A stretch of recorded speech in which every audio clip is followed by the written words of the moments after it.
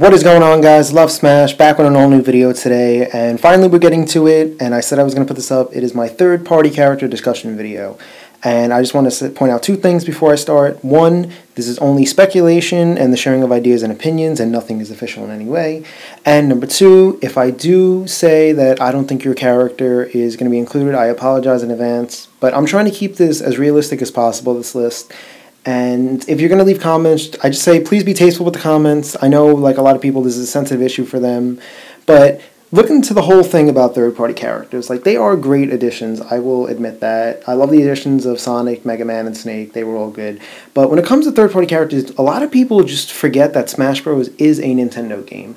And they make all these requests for so many third-party characters, which some are realistic in a way, and that's maybe like 10%, and then the other 90 are just completely out of the ordinary, not going to happen. And I've always said there are a few rules when it comes to third-party characters, at least going by the three that have already been confirmed.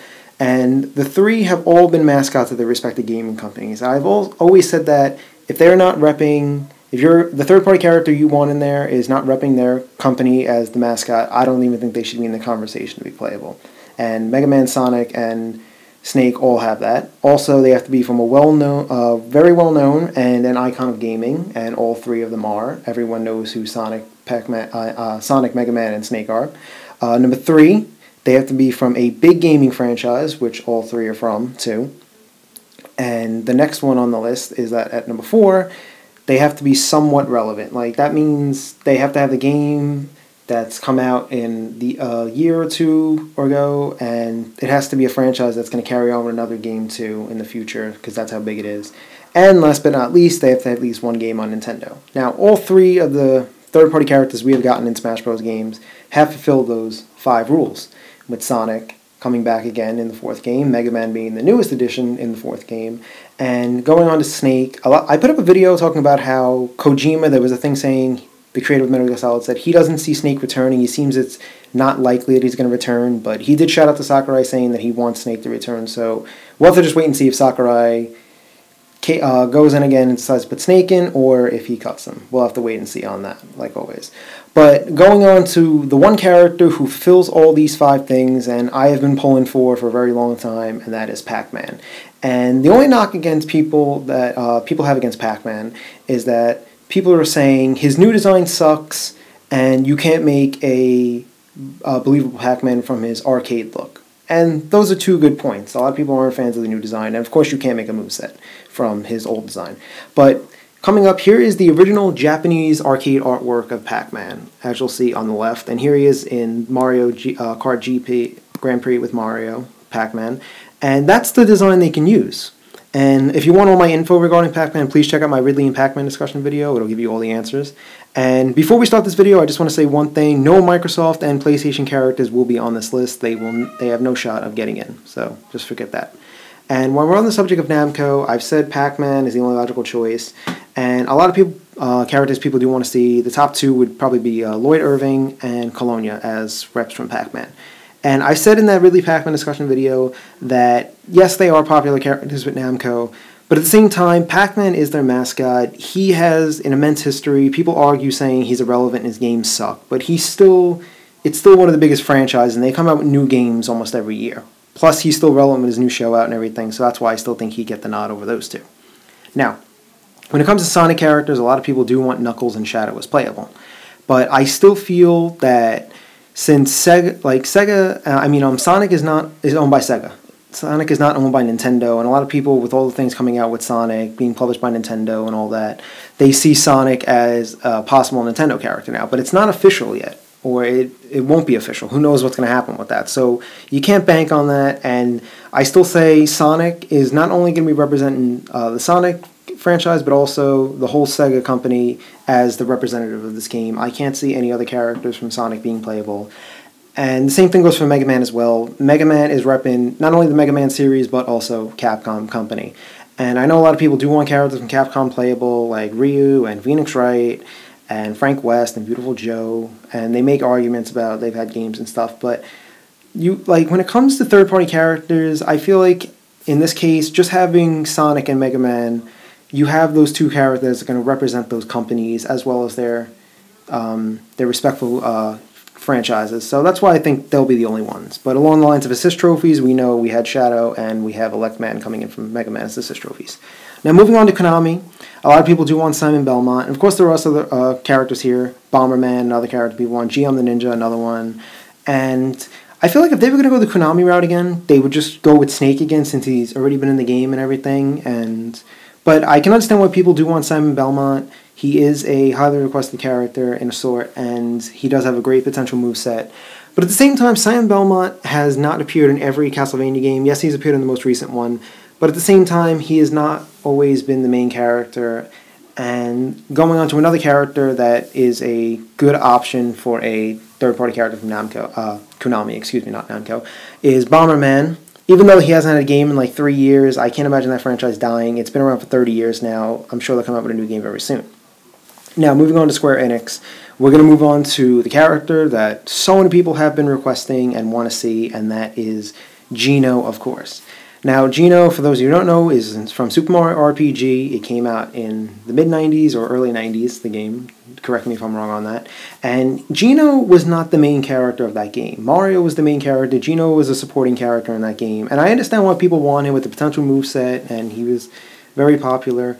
But Square is not letting him out for anything. The most he's had in 20 years, besides Super Mario RPG, was a cameo in the Mario Luigi Superstar game. And it seems extremely unlikely that he would be featured in a Smash Bros. Game. And I said that in my video request video. I talked about Geno because somebody asked me about him. And I also mentioned this, that Sakurai himself has said every time someone asks him about Geno, he is going to delay the game by 1 day. So even Sakurai, in a way, is tired of hearing about it. So that's why I still don't think it's likely for Geno. And moving on to another character, Sora, that people want. I understand why people want him. But what people fail to realize, Sora is owned by both Disney and Square. And you have to deal with two companies to get the rights to Sora. Haley Joel Osment provides the voice of him. And people make arguments that he's been on all the DS and 3DS games in Kingdom Hearts. But the main of the Kingdom Hearts games, 1, 2, and 3, have been on PlayStation and coming to Xbox One in the new one. So that's why I don't think Sora was going to make it. And going to any Final Fantasy characters, Final Fantasy was big. And they've been on Nintendo games of recent. But it's more of a PlayStation, like they've appeared on more PlayStation games more of the past few years over Nintendo. And Dragon Quest has been tight with Nintendo recently with the whole Fortune Street games. But I would, there's really, and there's no set character with all those games, Dragon Quest and Final Fantasy. They change the main characters in every game, so it'd be hard to choose one. Chrono, as you saw, Chrono's very irrelevant, even though he was cool back then. And moving on to Lara Croft, PlayStation history should point it out right there, that's a no. Now with Ubisoft characters, there is one Ubisoft character that would be great, and that is Rayman. Great potential moveset, would be a great addition, but the fact that it is a French gaming company, I can't see Sakurai going there and asking for a character. If they came to him, maybe, but it seems a little unlikely, but he would be great, Rayman, excuse me. Now with Rareware, Microsoft spent $375 million to get the rights to all Rare property characters like Banjo and Kazooie and Conker. That's why I really see them as being extremely unlikely. Even though, if it was a couple years back, I'd agree they should have been in this game when Nintendo was still working with Rare, but now it just seems so far gone that nothing would ever come from that. All that money spent, I can't imagine them letting them in. And going on to other characters now, we're going to start off first by two characters people might been requesting. Crash and Spyro. They couldn't even get them in PlayStation All-Stars, which was the PlayStation clone of Super Smash Bros. So why would you want them in Smash Bros?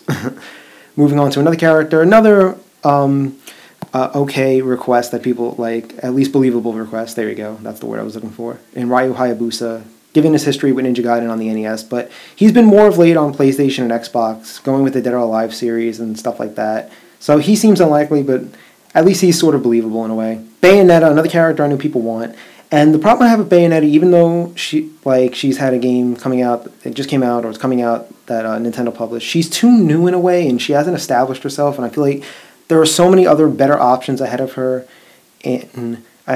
for potential third-party characters. That's what I would have against her.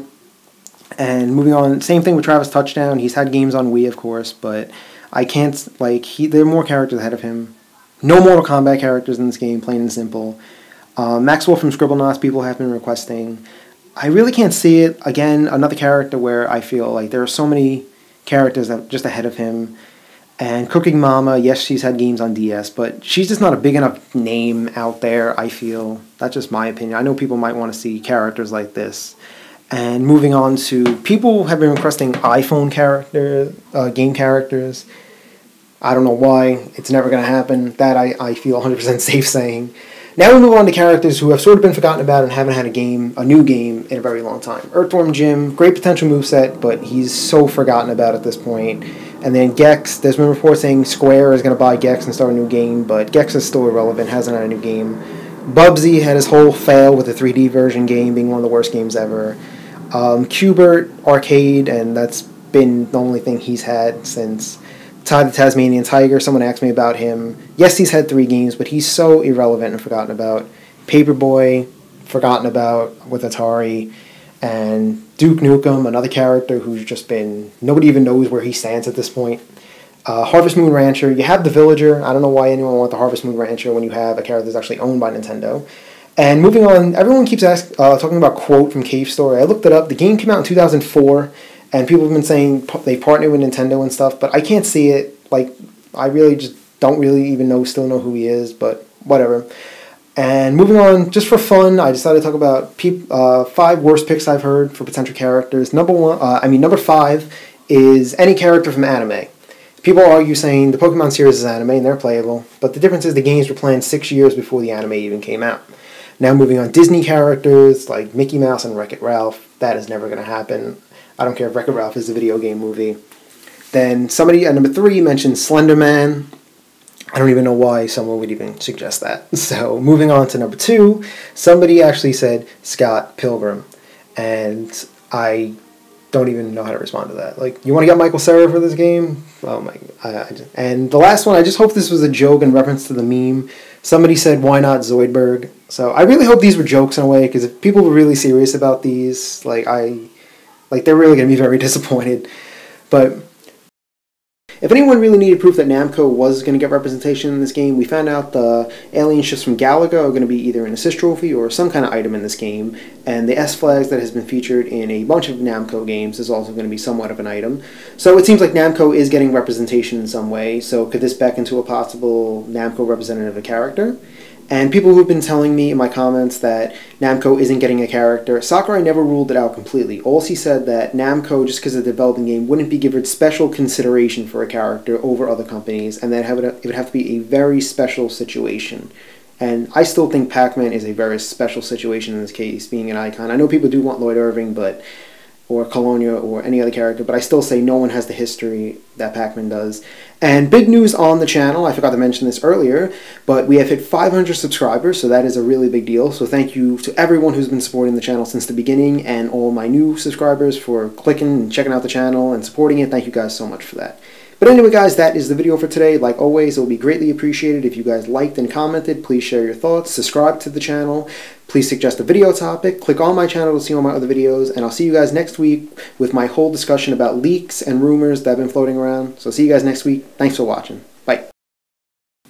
Of course, guys, those are just my opinions. Like I said, everyone's entitled to their own. But I just wanted to throw one more thing out there, Sakurai said, and it's another quote. He says, it's a lot of hoops to jump through to get third-party characters, and you can consider it under very special circumstances that this happens. So I just want everyone to think about that and keep that in mind when they ask for all these characters that should be in there. I think we'll get one more, but more than one, I think it's a little unlikely with the release date coming down in the summer. So we'll have to see.